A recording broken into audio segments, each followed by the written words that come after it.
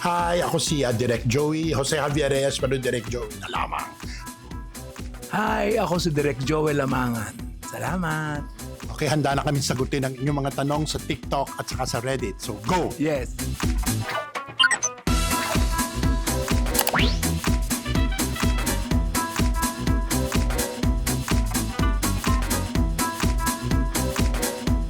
Ba't tinatanong nyo yan? Anong pakialam nyo? Anyway, siyempre meron pa akong isang konsepto, mga isa o dalawang konsepto na gusto kong magawa sa susunod. Yun ang istorya ko at ng lola ko habang lumalaki ako kung paano niya ako pinalaki. Yun, isa yun. Ako naman, marami. Okay, alam mo naman ang imahinasyon ko hindi mapigilan. Lalo-lalo na ngayon sa panahon ngayon na hindi ako makagawa ng pelikula dala ng trabaho ko. Pero marami kong gusto. Ang dalawang konsepto. Unang konsepto ko yung ikatlo sa trilogy ng Kasal-Kasali-Kasalo.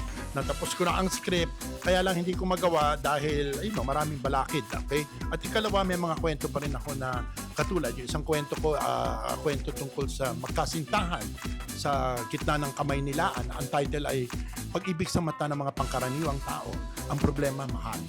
Okay, ang alam niya, Joel, ang hirap-hirap kumuha ng producer. Ay, ako meron pa rin isa. Yung panahon ng martial law, kung saan ang isang chairman ng isang kabataang makabayan ay umibig sa isang ahente ng Ay, ang ganda nun. Ang ganda nun. ng ahente ng military. Kabataan ko siguro kaya ka pang gumawa ng series. Pero ngayon na ako ay medyo nahinog na. Okay? Mas gusto kong gumawa ng pelikula.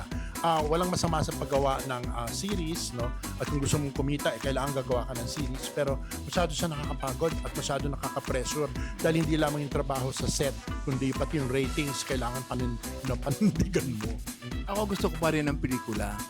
Diyos ko, nagtrabaho na ako sa series, di ba? Diyos ko, nasa Batang Quiapo ako, series yun. Nakakapagod, napakahirap na isang direktor para sa isang serye. Mas gusto ko pa rin ang pelikula.